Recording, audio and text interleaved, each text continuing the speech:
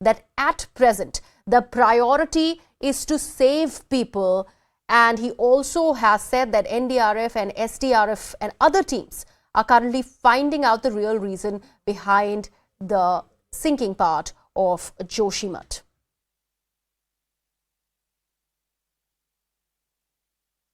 Sir, आप होके आए हैं जोशीमठ और पूरे में अफसरों की टीम भी है। पिछले कुछ दिनों के जितने डेवलपमेंट्स हुए हैं, आप उसको कैसे सम अप करते हैं?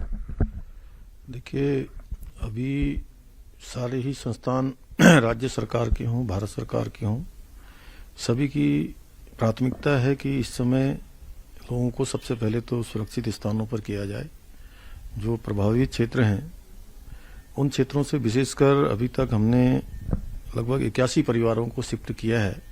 300 के लगभग लोग हैं जिनको सरकारी गेस्ट हाउसों में, होटलों में, अन्य सुरक्षित स्थानों पर भेजा है। 678 ऐसे मकान हैं जिन पर दरारें आई हैं, जिनको नुकसान हुआ है। उनके लिए भी हम दीर्घकालिक योजना बना रहे हैं, उस पर हम लोग काम कर रहे हैं। अभी हमारी प्राथमिकता है कि सबसे पहले जोशीमठ के लोगों का बचाव किया जाए, जान माल की हानि को बचाया जाए, नुकसान को कम किया जाए, और बाकी जो बहुत सारे भारत सरकार के संस्थान हैं, NDMA और NDRF और यहाँ की हमारी SDRF, ये सारे लोग मौके पर हैं, सभी आकलन कर रहे हैं। भू वैज्ञानिक भी इस पर अपनी समीक्षा कर रहे हैं, सर्वेक्षण कर रहे हैं, और जो असल कारण है अभी उसको ढूंढा जा रहा है, उस पर सर्च किया जा रहा है। असल कारण जब सामने आएगा तो उसके तदनुरूप हम लोग कार्रवाई करेंगे। लेकिन अभी प्राथमिकता हमारी ये है कि जो अभी तात्कालिक रूप से कि लोगों को बचाया जाए और हर प्रकार से हानि को बचाया जाए। जी, प्रधानमंत्री कार्यालय में आपके साथ लगातार संपर्क में है, आपकी भी संभवतः बात हो रही होगी। किस तरीके का अपडेट्स वहां से लिया जा रहा है रोज के रोज?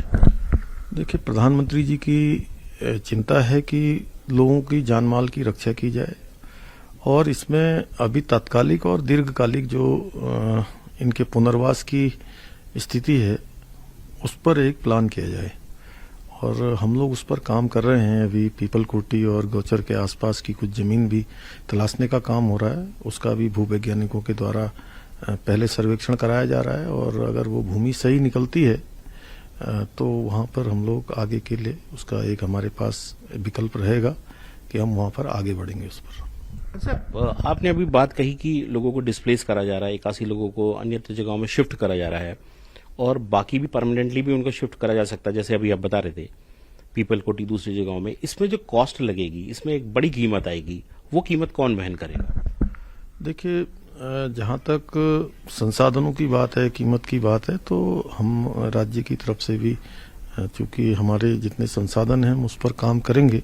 इसके अलावा माननीय प्रधानमंत्री जी ने और केंद्र की सरकार ने हमें पूरी तरह से आश्वस्त किया है कि हर तरह से उन्होंने भरोसा दिया है कि वो सहायता करेंगे, और मैं समझता हूँ कि पुनर्वास में बहुत परेशानी नहीं आएगी, और जो हम प्लान करेंगे उस प्लान के मुताबिक हम आगे बढ़ेंगे। जी, 1976 में पहली रिपोर्ट आई थी जोशीमठ को लेकर, मिश्रा कमीशन की रिपोर्ट आई थी, और तब से लगातार वो हल्का हल्का दरकता ही रहा है। अभी फिलहाल पिछले साल सितंबर में जो उत्तराखंड की अपनी डिजास्टर मैनेजमेंट अथॉरिटी है, उन्होंने भी रिपोर्ट तैयार करी, और उस रिपोर्ट में उन्होंने कुछ अपने बिंदु सुझाव भी दिए, और एक कारण बताया कि वहां पर ड्रेनेज की समस्या है, ड्रेनेज वहां है नहीं, इस वजह से दिक्कत आई है। तो इतने सालों तक ये ड्रेनेज का मामला आखिर क्यों लटकता रहा? क्या इस पे असेसमेंट हुआ?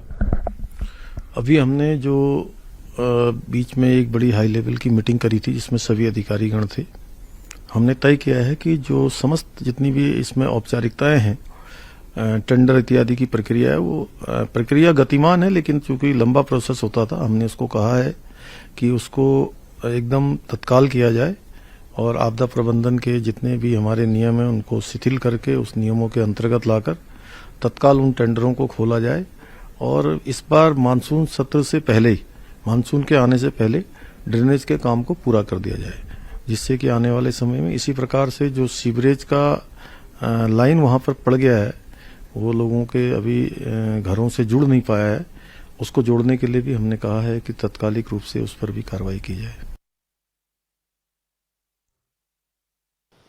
There you had the Uttarakhand Chief Minister, Mr. Pushkar Singh Dhami, speaking exclusively to CNN News 18.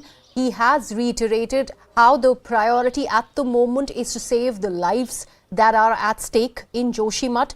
And he also talks about various teams of NDRF and SDRF which are currently on the spot taking stock of the situation. And also there are many other geoscientists trying to assess the real reason behind the land subsidence in Joshimath.